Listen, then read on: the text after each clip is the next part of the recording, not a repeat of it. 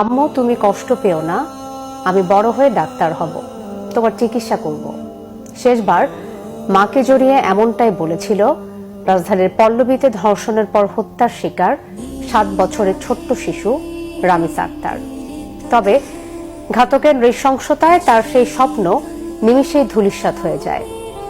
পরিবারের ছোট্ট সন্তানকে হারিয়ে দিশেহারা মা বাবা। দেশের বিচার ব্যবস্থার উপর গভীর আক্ষেপ প্রকাশ করেন তারা। দূরে একরাশ শূন্যতা, পড়ে আছে বই খাতা, নেই শুধু বই পড়বার সেই মানুষটা।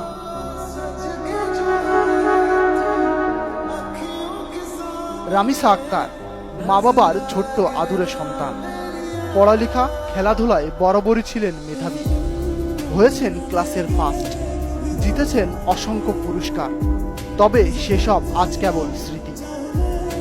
প্রিয় সন্তানকে হারিয়ে বাকরুদ্ধ মা বাবা। বিষাদের কালো ছায়া নেমে এসেছে পুরো পরিবার জুড়ে। ভারী হয়ে উঠেছে পল্লবীর ছোট্ট এই বাসাটি।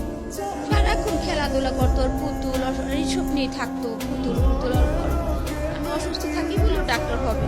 সর্বশেষ বলছে তুমি দাঁত ব্রাশ করো, স্কুলের সময় হয়ে গেছে, তুমি দাঁত ব্রাশ করো। দাঁত ব্রাশ করো, এই ঘরে আসছে, বাথরুমে যাবে। তখন ওর বোন যাইতেছে চাচার বাসা, তখন ওই গেটটা খুলে তাকাইছিল, তখন ওই থাবা মেরে নিয়ে গেছে।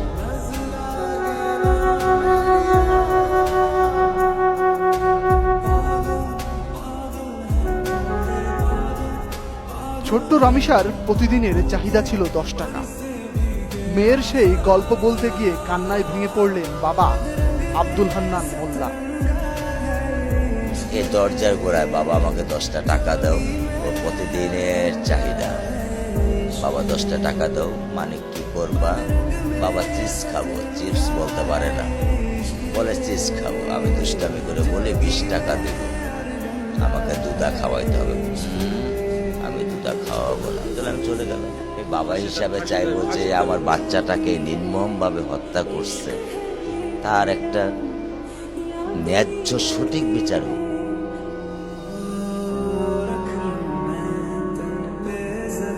এদিকে ধর্ষণের পর নৃশংসভাবে হত্যার ঘটনায় বিক্ষোভে ফুঁসছে এলাকাবাসী। অবিলম্বে ফাঁসি কার্যকর করার দাবি তাদের।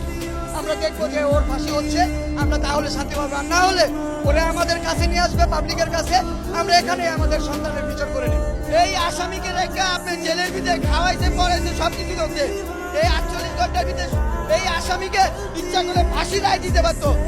পারিবারিক দারিদ্রতার মধ্যেও এত সুন্দরভাবে একটা সন্তানকে গড়ে তুলেছে এই সন্তানটা, এবং কত ভালো ছাত্র তার ম্যাডাম, তার টিচার আমাদের সাথে। তারা হচ্ছে মানে আমরা যখন এই স্বপ্নটাকে গড়ে তুলি এবং এইরকম বিভৎস হয়ে, মানে আমরা আসলে এটা মেনে নিতে পারি না। আমার মনে হয় না বাংলাদেশের কোনো মা গত রাত্রে ঘুমাতে পেরেছে। গেল মঙ্গলবার পল্লবীর একটি ফ্ল্যাটের খাটের নিচে রামিসার মস্তকবিহীন দেহ এবং বালতি থেকে খণ্ডিত মাথা উদ্ধার করে পুলিশ। এই ঘটনায় মূল আসামি সোহেল রানাকে গ্রেফতার করেছে আইন শৃঙ্খলা বাহিনী। তারা দূরে একরাশ শূন্যতা, পড়ে আছে বই খাতা, নেই শুধু বই পড়বার সেই মানুষটা।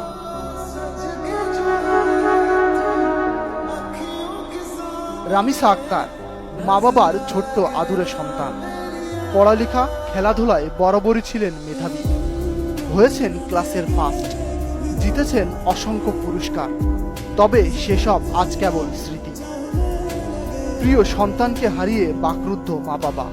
বিষাদের কালো ছায়া নেমে এসেছে পুরো পরিবার জুড়ে। ভারী হয়ে উঠেছে পল্লবীর ছোট্ট এই বাসাটি। সারাক্ষণ খেলাধুলা করতো, পুতুল এইসব নিয়ে থাকতো, পুতুল আমি অসুস্থ থাকি বলেও ডাক্তার হবে। সর্বশেষ বলছে তুমি দাঁত ব্রাশ করো, স্কুলের সময় হয়ে গেছে, তুমি দাঁত ব্রাশ করো। দাঁত ব্রাশ করো, এই ঘরে আসছে, বাথরুমে যাবে। তখন ওর বোন যাইতেছে চাচার বাসা, তখন ওই গেটটা খুলে তাকাইছিল, তখন ওই থাবা মেরে নিয়ে গেছে।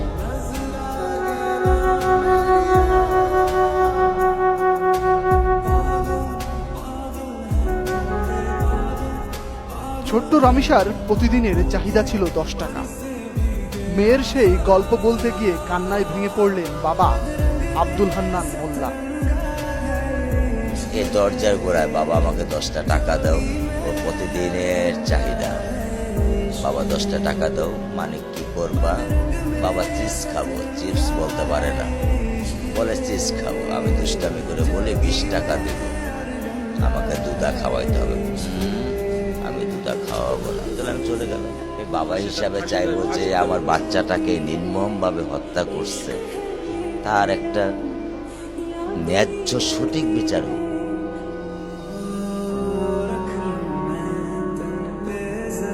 এদিকে ধর্ষণের পর নৃশংসভাবে হত্যার ঘটনায় বিক্ষোভে ফুঁসছে এলাকাবাসী। অবিলম্বে ফাঁসি কার্যকর করার দাবি তাদের। আমরা দেখবো যে ওর ফাঁসি হচ্ছে, আমরা তাহলে শান্তি পাবো। আর না হলে ওরে আমাদের কাছে নিয়ে আসবে, পাবলিকের কাছে। আমরা এখানে আমাদের সন্তানের বিচার করে নিই। এই আসামিকে রেখে আপনি জেলের ভিতরে খাওয়াইতে পড়াইতে সব কিছু করতে, এই 48 ঘন্টার ভিতরে এই আসামিকে ইচ্ছা করে ফাঁসি রায় দিতে পারতো। পারিবারিক দারিদ্রতার মধ্যেও এত সুন্দরভাবে একটা সন্তানকে গড়ে তুলেছে এই সন্তানটা, এবং কত ভালো ছাত্র তার ম্যাডাম, তার টিচার আমাদের সাথে। তারা হচ্ছে মানে আমরা যখন এই স্বপ্নটাকে গড়ে তুলি এবং এরকম বিভৎস হয়ে, মানে আমরা আসলে এটা মেনে নিতে পারি না। আমার মনে হয় না বাংলাদেশের কোনো মা গত রাত্রে ঘুমাতে পেরেছে। গেল মঙ্গলবার পল্লবীর একটি ফ্ল্যাটের খাটের নিচে রামিসার মস্তকবিহীন দেহ এবং বালতি থেকে খণ্ডিত মাথা উদ্ধার করে পুলিশ। এই ঘটনায় মূল আসামি সোহেল রানাকে গ্রেপ্তার করেছে আইন শৃঙ্খলা বাহিনী।